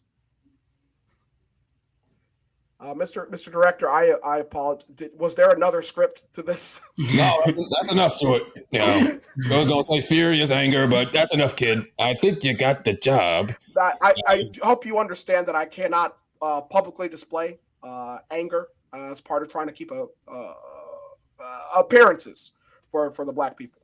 I think we want to have somebody that's cool, calm, and collected. So we're probably going to go in that direction. We got this last guy that's going to come in, a Samuel Jolson or something like that. We have him come in, but we're sure it's nothing going to come of it. So you pretty much got the job, kid. So show up here at 6 a.m. tomorrow and get your lines straight, and we'll shoot this movie, and you're going to be a big star. Who told you I did lines? That was a long time ago. Oh no, that works here in Hollywood, kid. Oh, okay, yeah. We give lines to people. You can use lines anytime you want. That's a Hollywood drug. That's an aphrodisiac. Everything you want to call it. Finally, I found my place in this American dream where I belong. Yeah. Normally you would belong in some sort of Muslim church or something like that, but you found something else that works for you, kid. Welcome to the movie club. Now get out of here. The movie club. What's the casting director's name again? John Athon Andrews. John Athon. That's fun. All right, good. Yeah, I hope that Obama actually comes through with that. Can't wait to see what comes of that. If anything, it's a good Blu-ray extra, I feel. Great. I don't remember what my own voice sounds like now. I don't remember. The dude's the king of hesitation. Just spit it out already. He really only has like 3 lines in his speeches. It just takes him that long to say it. All right. Cordero, did you? I sent it on Messenger. Do you see them? Oh, I was waiting on the text. I was like, I don't see it. But, oh, okay, yeah. Oh, here we go. Okay, got you. Which one are you going to end up doing, and who's going to be the person speaking for you? So we got the Empire Strikes Back and the Training Day. I'll do Empire Strikes Back. Do we have to pick from, I guess, voices that you can pick whoever you want. Whatever I want. Whoever you want. Okay. I'll do Cat Williams as Darth Vader. All right. Wow. Total opposite of what's deep versus helium. All right. Okay. All right. This is John Athon Andrews of the Casting Couch. We got a reading for The Empire Strikes Back. Hold on, not the casting. Yeah. You might have to do something strange for a lot of change, but you'll get the job if you're good enough, kid. So we're reading for Empire Strikes Back, and we're trying to get somebody to play this evil black guy, Darth. Oh no, he's only black in color on the outfit, not a black guy. Oh, okay. My agent told me I was supposed to get a black guy. What the? Sorry, kid. If you want to go get something for a black guy, you're going to have to go somewhere else, like, I don't know, BET or something like that, or EBT, whatever it's called. We don't do that here at Lucasfilms. So you're reading. I'm a black man, damn it. All right, could you put a little bit more bass into your helium voice? We're reading for Darth Vader. I am 5'5". This is just how I talk. Are you some sort of comedian or something? Because that's what we need for this role. It makes sense. Listen, I'm high anyway. I don't care. Just put it together. All right, Mr. Cat Williams, if this is your real name, you're going to be Darth Vader. You're speaking to your son who doesn't know he's your son yet. Maybe you went out to get a pack of cigarettes and never came back. He doesn't know what you look like. I don't know. I didn't read the script. I'm just doing the casting couch. Okay? I'm just trying to pay for the trailer my mom lives in. All right? So here you go. You're going to play Darth Vader. We're going to have somebody reading for the part of Luke when he does speak. So get the character in, mythic acting, whatever you have to do, and action. Search your motherfucking feelings. All right, you know it to be true. Oh, cut. Hold on. Go to the other pages first. It's the first page I got, motherfucker. Sorry. They came in an irregular order.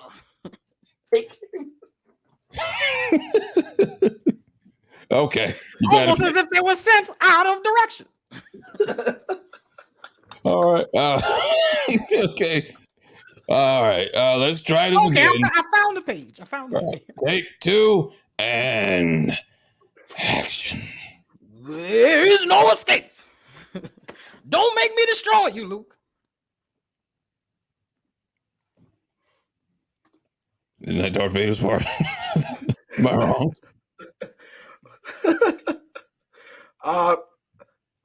My apologies. Yeah, that's still Darth Vader's part. They told me to bring in copies, and I forgot to put names on the script. That's on me. That's still Darth Vader's line. Obama, what are you doing back here? Did you not get the part? They busted me down to PA already. All right, let's try this again. Am I Darth Vader? We got it up here. We got Luke up here where he speaks, I think, for the most part. All right, let's try this again. Cat Williams reading for Darth Vader. And I'm gonna do a Friday movie. That's later in your career. There's no escape. Don't make me destroy you, Luke. You do not realize your importance. Keep rolling. You've only begun to discover your power. Join me, and I will complete your training. With our combined strength, we can end this destructive conflict and bring order to the galaxy. Thank you, bitches. I'll never join you. It's back to you now. If you only knew the power, and knew spelled N-E-U, any of the dark side. It's still you. Obi-Wan never told you. I know, motherfucker.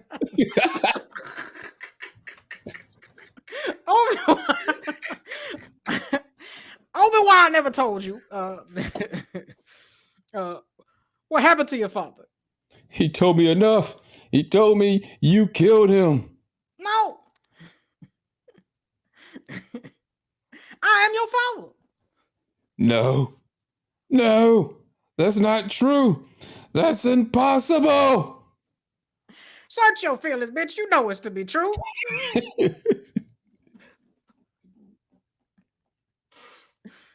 Next page. I see a no and a no here. Okay, yeah, go again. There's more for you. Luke, you can destroy the Emperor. That's you.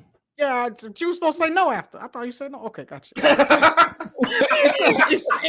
it says search your feelings, and then you say no twice. Okay, so I was waiting for you to say No. Look, you can destroy the Empire. I've seen it. It is your destiny. Join me. Together, we can rule the galaxy as father and son. Come with me. It's the only way, bitch. Dramatic music. I want that version so bad. Can we get? I want that voice, just complete with Cat arguing with the director and everything. I forgot to add the breathing sounds too. Yeah, that's how would Cat Williams breathe in that? Oh, let's get some ADR. We need Cat Williams breathing as a.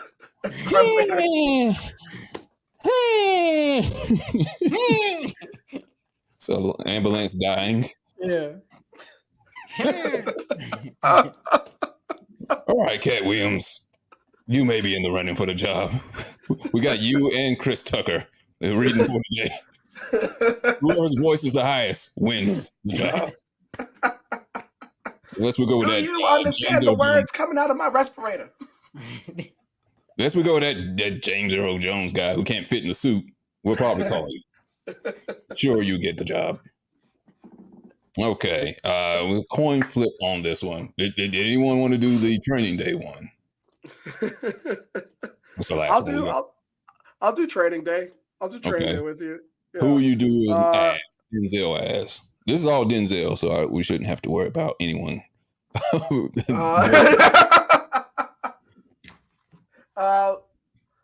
do Morgan Freeman. I'll do Morgan Freeman training. Oh day. wow, yeah, that should be good. I'm thinking, what is that movie Morgan Freeman did? Lucky Number 11. That's the Morgan Freeman. He was kind of a bad guy in that one. Yeah. I'm gonna try to bring some Joe Clark energy to this. Let me see. Lean on Me is a great comedy. I love it. Great, beautiful comedy. I love that movie. Okay. All right. This is John Athan Andrews. We got quite a few people reading for this training day. For the black people coming in here that has nothing to do with basketball or football. I know that's what you expected. You thought it was going to be one of those basketball movies, I'm sure. But no, this is about an actual police officer. But guess what? You're going to be a bad guy. So that kind of fits into the narrative, you guys, right? Yeah, I'm a little racist. I'm John Athan Andrews. What's your I'm trying to make money here. You know, I may hate the blacks, but I love the greens. Hey, what can I say? So we got Morgana Freeman or something. Morgan Freeman. It's Morgan Freeman. God, what are you doing here reading? I've come to condemn you for the life you have led. Well, it's been a pretty shitty life. I'm surprised I'm still here. I figure I would have been in the opposite place. You know, the hell place, the furnace, the hotness. I'm just messing with you. I need another role. All right, God. We're going to give you a shot. You can't do anything else good. I guess we'll give you a role in training day. All right. I guess I better get busy reading or get busy dying. All right. So you're going to play this dirty cop who's had his money stolen that he needs to use to pay the Russians so he doesn't get shot and killed at the end. But he's not going to get the money back from Jake. And the people that were supposed to be on his side have turned against him. I want to see and hear fire from your voice, from your nostrils, if you will. Fire and brimstone needs to come out your ears and your asshole by the time you're finished with this plot. Okay? I find you to be a little demoralizing, racist, and degrading. But damn it, that was very good direction. I'm ready. All right. Well, let's get this shit started, okay? Training day, okay? Training day, start day 1, and action. Oh, no, you didn't. Wait a minute. No, you... Hey, Jake. Hey, Jake, come back here. Jake, oh, you motherfucker. I don't have to do nothing but stay black and die. All right. I'm putting cases on all you bitches. You think you can do this shit, Jake? You can do this to me? You motherfuckers will be playing basketball in Pelican Bay when I get finished with you. Shoe program, nigga. Go on and jump then, why don't you? Just jump. You like killing your brain cells, don't you? 23-hour lockdown. I'm the man up in this place. You'll never see the light of day. Who the fuck do you think you're fucking with? I'm the police. I run shit here. I am the HNIC. You just live here. Yeah, that's right. You better walk away. Go on, walk away. Because I'm going to burn this motherfucker down. King Kong has not got shit on me. All right. Very good, God. I wouldn't expect anything less from you because you're God. So I pretty much think you got the part as long as I got a place in heaven, correct? I can hold a line. All right. I can hold a spot in the line. Hey, can you do me a favor? Can you try to find Sam's? He's been down in luck. You know, he hasn't had anything since Lean on Me. Can you give him a role in this movie too? I mean, I know I'm the casting director, but you have to actually find him for me. I can't find him. Can I tell you something in the strictest of confidence? Go ahead. Sure you can, God. I found Sam's. I took him up on the roof. I told him he needs to get acting. And if he's not acting, he might as well just jump onto this roof. Oh, no. Would you believe it? Did he jump? He jumped. Oh, damn, Sam. I was about to offer him a part and everything. He just I was surprised, honestly. This isn't going to go anywhere, though. This is between me and you. Yeah, after get on the bus, he might as well just, killed himself. If anyone doesn't remember Get on the Bus, don't feel bad about that. That movie had Laura from Family Matters, the only movie she ever did. Malik Yoba, somebody else. I'm afraid that's a bit of a deep cut for me. We're sorry, Morgana Freeman. You put him in that situation. You killed him.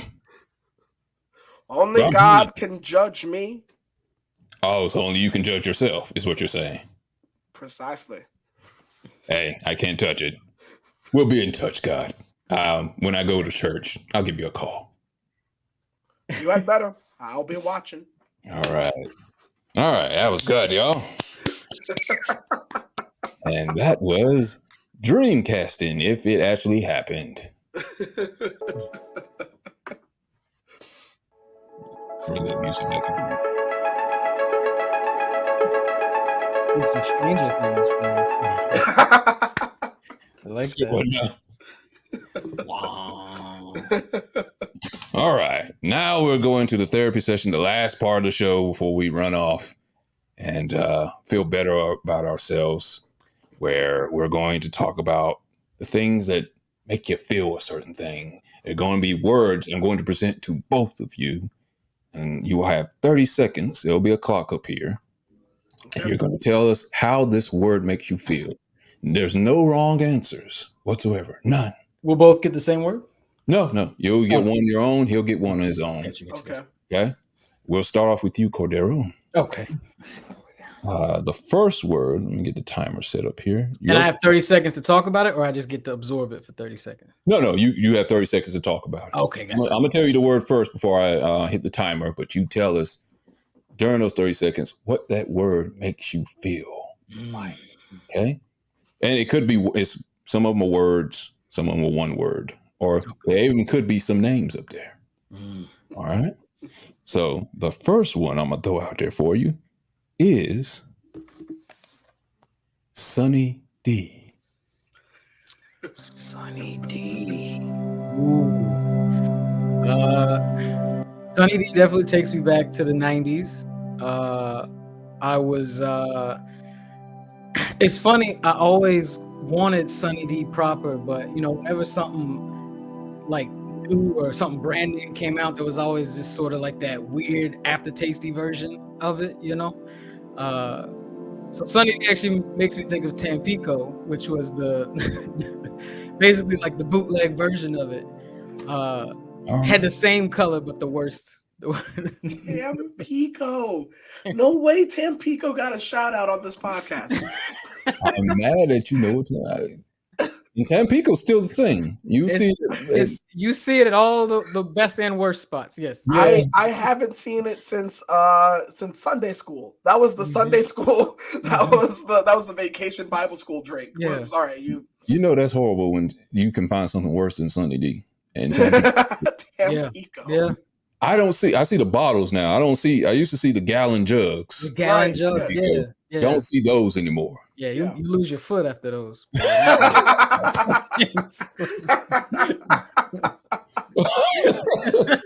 Hey, no blood sugar in there. It's off-brand sugar too. It ain't real sugar. Okay.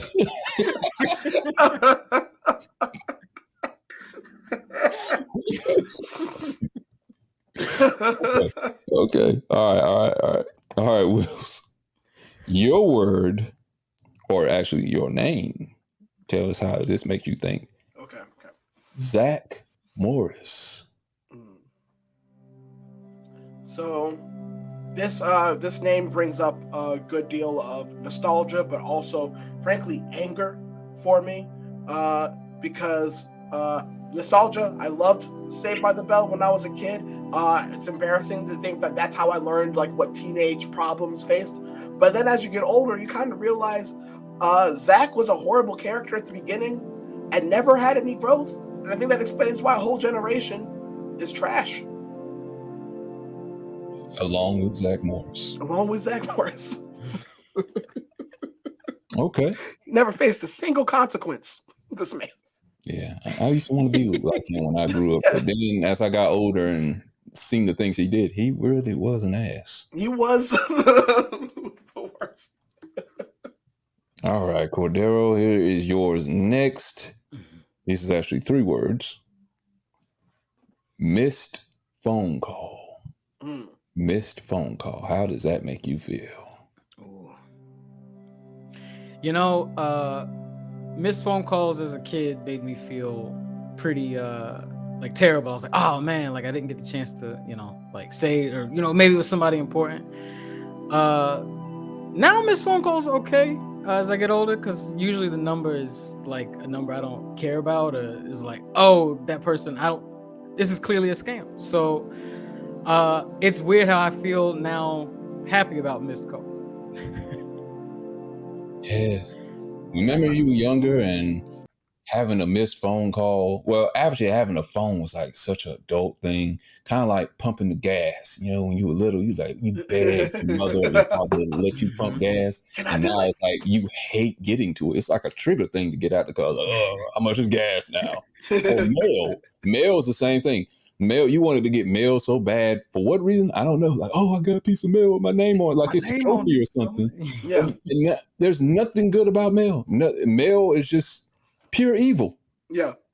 No, that's how Blue's Clues lie. Blue's Clues told us that we should get excited when it's mail time, and then now we get it, and it's just bills. There's A nothing letter good. from my school asking for more money, even though I never gave them the money I owe them in the first place. Mm-hmm. Agreed. Mail time's trash. All right, Wills, here's your word. You're going to tell us how this one makes you feel. Okay. Your word is, or words, Waffle House. Waffle House. Okay. This word makes me feel, I am not embarrassed to say, unbridled joy. I love the Waffle House. And not just at 1 a.m. I love the Waffle House at 8 a.m. I love the Waffle House at 1 p.m. I love the Waffle House anytime. There was a Christmas where I couldn't get home and I picked up Waffle House. You know what? That was Christmas for me. Was picking up my hash brown plate. Waffle House, always there for me. Always lifts me up. All right. Yeah. So Waffle House sounds like a great memory for you. All-star answer right there. Mm-hmm. Yeah. Cordero, your word is submarine. How does that make you feel? Submarine makes me feel, I guess, like happy I'm broke at some points in my life. Because if I had like the amount of money that I could do something dumb, like go under weight crushing pressures for fun, instead of like feed somebody, I don't know, I guess I deserve it. So I guess I just feel relieved.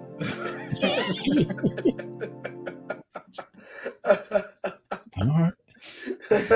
Makes you feel worthy of life. Yeah, worthy. I feel like my life is validated. Yeah. That's good. It brings up a good feeling. That is great. Okay. Wills, your next word is, make sure the timer's at the beginning, is Juneteenth. How does Juneteenth make you feel? I feel joy, also a little possessive, because Juneteenth is like a happy celebration. It's an important celebration. On one hand, I'm happy more people are recognizing it. I'm happy it's a federal holiday. I get work off. Should it be a federal holiday for everybody, though? Like, should everybody gets it off? Everyone? Interesting question. That's deep.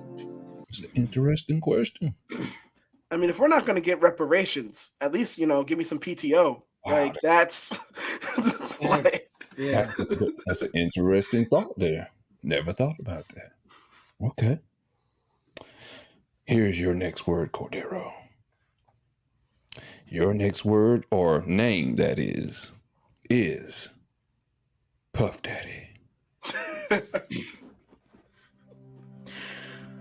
Puff Daddy reminds me of, it makes me feel hopeful for change, because this man has changed himself so many times over the decade. I hope I have the longevity of a Puff Daddy or a Sean Puffy Combs or a P Diddy or even a Diddy for that matter, or the rare and elusive Diddy Dirty Dollar, which all of these are the same person and change is inevitable. So Diddy Dirty Dollar. I think it was Dirty Money, but either way, it's Dirty money. Dirty Money is Dirty Money. Right? Coward. He didn't go with the alliteration. Damn dirty dollars. Get off me, you damn dirty dollar. All right. So, all right, Wills. Your word is Trump. How does Trump make you feel? There was a time in my life where I was really excited about this country and really excited about politics, and I was absorbed politics every day. And I had a profound belief in this country because I kind of thought that we kind of believed in the better of our angels, that we kind of thought as a country that we were heading in the same direction. The long moral arc of the universe is long, but it does bend towards justice was the thing that I truly believed. Until 2016, when the orange con man got down a golden elevator and came down and said he was going to be the next president, and he was going to kick all the Muslims and Mexicans out the country, and everyone believed it. And even though this guy said that Central Park 5 was guilty, everyone went with him, and I have never had restored faith in this country ever again.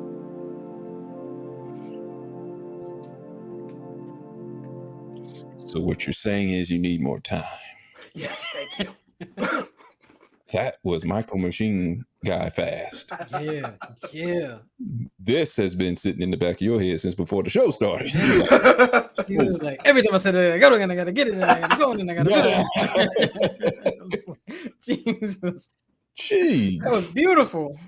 Under the surface there. I feel like you've been waiting any day, not just on the show, just any day you hope somebody says the word Trump. Even if they're playing cards, like my cards trump yours. Oh, I got this to say. No politics at the table. It's my sleeper agent call. Yeah, that's how that is. All right, we got 2 words left for you, Cordero, and you, Wills. Okay, Cordero, your last word is Taco Bell. How does Taco Bell make you feel? Oh man, Taco Bell makes me feel a range of emotions. Taco Bell is like the chaos of the universe. It can give you what you want, everything you felt like you deserved, and it can just give you your worst nightmare. Funny story, I had Taco Bell last night on accident. Somebody gave me the wrong Postmates order, and I said, this is life, Sometimes you ask for Thai food, but life gives you Taco Bell, and you gotta just take that. You gotta hold that. Interesting way to look at it. Sometimes life gives you Taco Bell. Sometimes you just gotta take it and deal with it. That is a level of zen I will never achieve. That is you ordered Thai food and got Taco Bell, and you just I'll send you a picture of the bag when I get home. I'm dead serious. I'm dead serious. I am impressed with your level of acceptance. That is genuinely, that is impressive. Nice. Very nice. All right. Here is the last word. For you, Wills, your word, you'll tell me how this makes you feel. Sacrifice. The word is sacrifice. This word makes me feel confused and conflicted because I have always been told that in order to achieve things that I have to sacrifice some things, which I do genuinely believe, but I spend my life not knowing what to sacrifice, not knowing what priorities there are, and what do I want? Stability? Do I want career? Do I want fame? What do I sacrifice?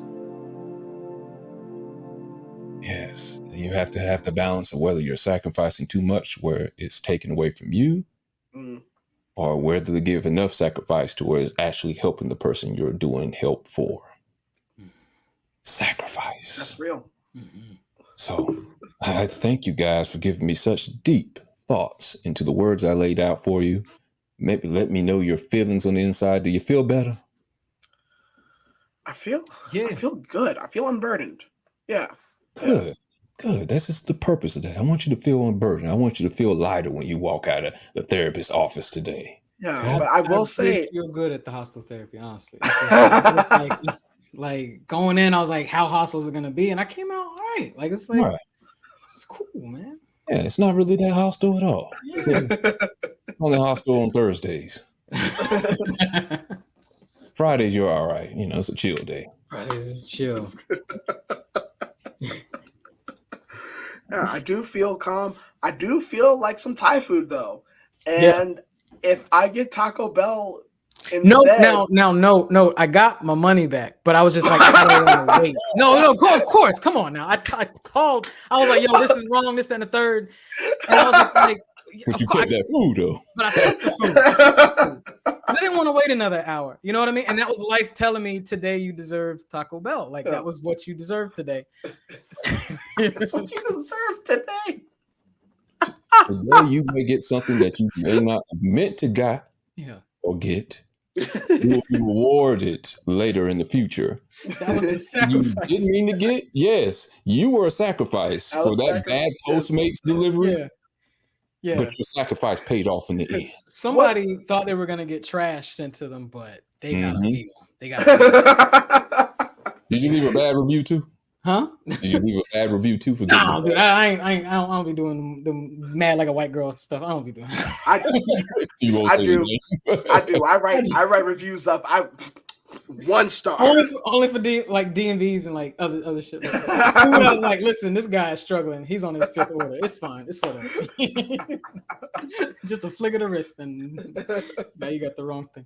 Yeah, I don't like typing nothing. If I can't just put the star in there, I'm not typing nothing out. I don't have time. I gave a McDonald's 1 star the other day. I've got no compunctions about.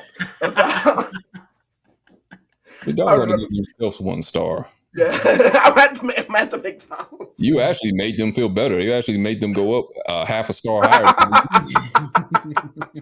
Y'all, we got a whole star today. You're right. Damn. What have you guys been doing? Actually giving them the right food this time. Stop doing it.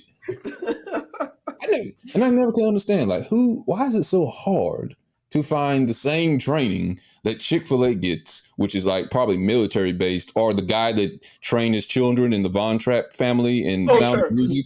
Yeah. Why can't he trains Chick-fil-A? So why can't they do that at McDonald's? Like, does it cost more or something? What I don't understand. They are able to close on Sundays, which is wild. I don't care what your religion is. That's why you losing a whole day of money. We're gonna take a whole day, and y'all are gonna give us more money for it. You guys are gonna pay more per chicken sandwich because we want to take a day off. If they were open 7 days a week, that sandwich would be $3. Yeah, y'all realize we're paying for their lost profits. Yes. They even think about it like that. That's wild, though. I don't know. I don't know why people can't do the same thing that Chick-fil-A is doing. No, they're on it, and they're committed. You seen the videos of like people forgetting their sauce, and the Chick-fil-A employee will like crawl through the window and sprint across the highway or whatever. Like they will. Yeah. Like they're committed. They are indoctrinated at the Chick-fil-A. I think they removed like a piece of their frontal lobe, though. Oh yeah, they're child soldiers for sure. Right. Yeah. I've been actually prayed for in a Chick-fil-A line before. Have you really been? Yeah. No, I the worst thing I've ever gotten prayed for, and that sounds horrible to say that, right? A line. See, I don't know why I made me go in the store. See, years ago, I had a knee injury. And I was at a YMCA. I don't know if you know where the story is going, but I was in a YMCA. I was playing basketball, right? And actually, it was both knees. I hurt both knees, and I had surgery on both of them. And I was trying to get my knees, my basketball legs back, or whatever you call them. And we played some pickup ball with people that weren't that good, but they were better than me, because I could not jump over like a pencil at that time. And we played a decent game, whatever. And it was a white guy. He nice guy. He looks like he was a Mormon. He sounded like he was a Mormon, whatever that sounds like. I'm sure he had a bicycle outside of the YMCA. And so he comes up. He said, "Hey, I see the scars on your knees." And he said, "Where'd that come from?" I was like, "Oh, I got in an accident some years ago." He's like, "Oh, okay. Well, dang. do you mind if I pray for you? It's like, how do you turn down a prayer? I mean, Sure. like Yeah. I don't know. How do you turn down a prayer? If you're in the same religion, how do you turn down a prayer without sounding mean? I got somebody for it. I prayed on it. I don't want you to like over pray it, you know, like when you send an email and you put priority urgent on it, but it's not priority urgent. Like I don't want to do that. Like thank you, but They're gonna be like, well, it can't hurt to have more prayer.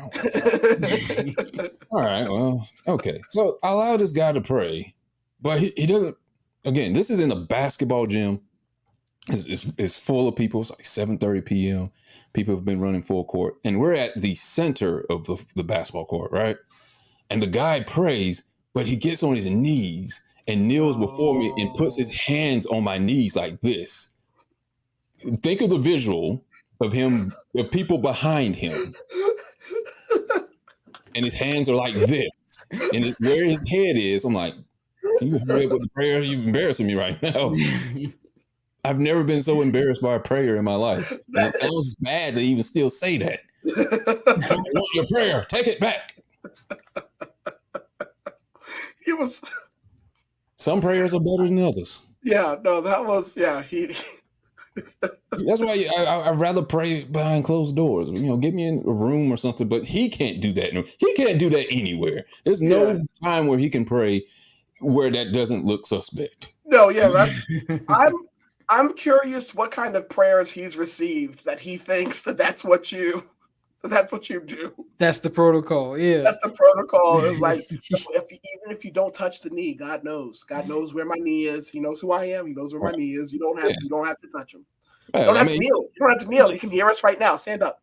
Can you just like, I don't know, because I feel like you can just like send shock waves through your hands. You do that in church. You know, you put your like everybody's got to reach their hand out towards somebody. Just send the Power Ranger energy out. Send the spirit. Yeah. Give me a spirit energy. Come on. You could have even done the Indian, the Atlanta Braves chop thing and just my knees. I would have been fine with that. Whoa, I've been fine, but he got all the way on both knees and knelt, and he was shaking his head while he was doing it. I was like, "Come on, man!"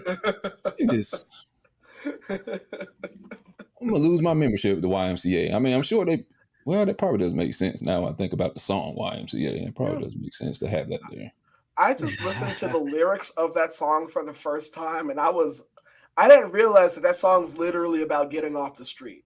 I didn't realize that song is literally about like getting clean and getting off the street. It's such a happy song. Mm-hmm. Sing it at kids' birthday parties. I had no idea that this is like literal, like, hey, young man, this is life advice. Yeah, young blood, get yourself clean. Yeah. Well, I get the Indian. I mean, I get the cop telling, but why is the Indian telling them that? I don't know. This is a random Indian. I mean, like stereotypical Indian too. Like, hey, get off the streets, man. You don't have a street because they took the never made sense. The fireman, I think it's a fireman or something. What is it? There's a cop. There's an Indian.